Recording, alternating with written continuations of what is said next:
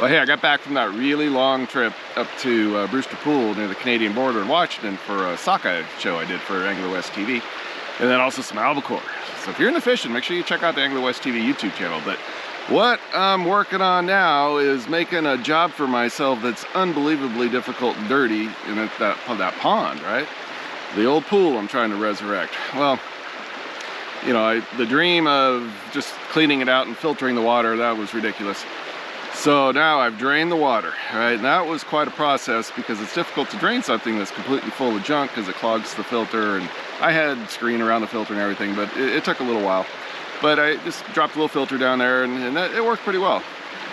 And as the water level dropped, I got in there and scooped the fish. There was a lot of fish, a lot of Gambusia, you know, the western mosquito fish, and some goldfish.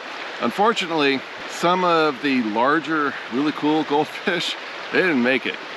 They just couldn't handle those last few hours when that water got low. There was just, I think the toxins coming up from the like 2.5 feet of gunk on the bottom. It was just too much for those fish. The smaller goldfish and all the mosquito fish, they did fine. So what I did with the bigger goldfish is, you know, I had those floating trees in there. It's like finally, it's like, well, I'm just gonna plant them, you know, because I had that spot off there where I could put the trees, where I needed to put a tree. And so I just dug that out and planted them in there. They had that styrofoam box that they were floating in the pool. And that had turned rock solid. And it was just, I just thought I was gonna damage the trees more than it was worth to try to remove it, because the roots were just hanging down through it. So I went ahead and just buried that in there with them. I didn't really want to do that, but that's what I did. We'll see how it works out. So we'll see how those trees do. So far, so good. So I got, I think, all of the mosquito fish out. Now, these mosquito fish, they've always been impressive to me because they are about the strongest, hardiest fish you can imagine. Out of those hundreds and hundreds, or I don't know, over 1,000, I don't know how many fish I pulled out of there, only about 6 or 7 of them died after I put them in the fresh water. So the survival rate, after being in that really nasty water, especially those last few where the water got real low and it was really nasty, they do fine.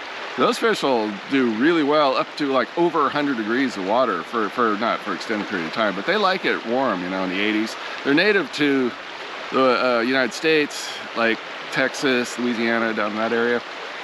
And of course now they're probably the most common fish in the whole world because they've been planted everywhere for mosquito control. So if you have a pond or, you know, anywhere kind of standing water around the house, mosquito fish or Gambusia are a really good way to go.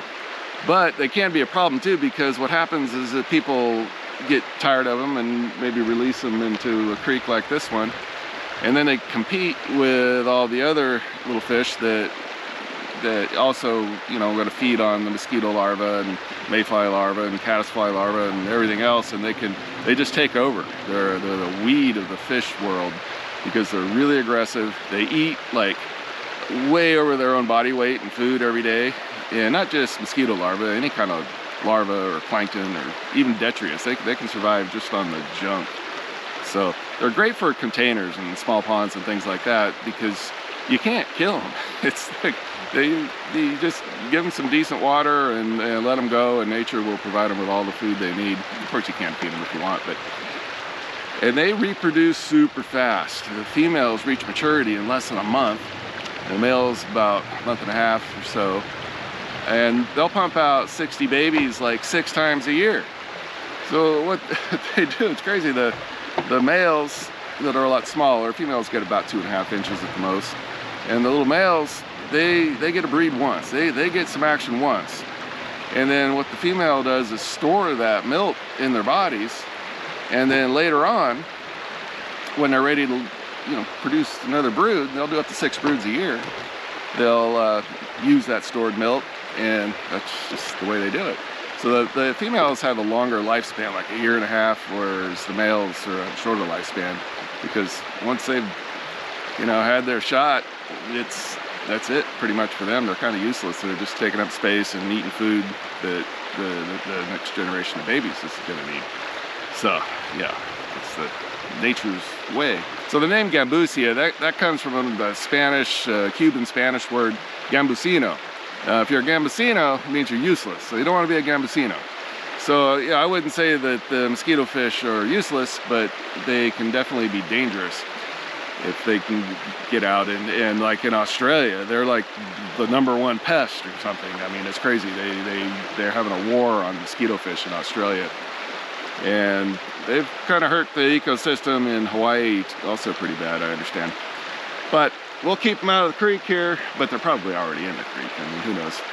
And so I've got them going good in that 150-gallon stock tank. That'll keep them real healthy for as long as I need to get the pond going.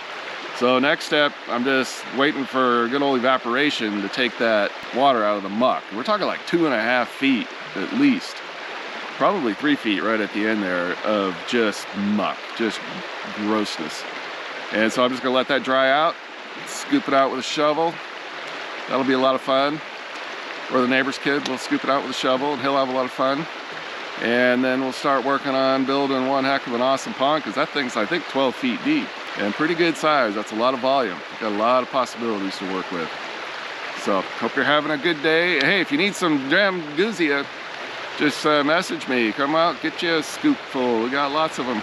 And also water lilies. Got a ton of water lilies and rhizomes and everything, you know, just however you want to divide them. And some other kind of water plant too. I need to figure out what it is. But I've got a whole lot of water lilies, yellow water lilies. And I'd love to share them. But yeah, if you're in the area, just message me. Come out and get yourself some mosquito fish.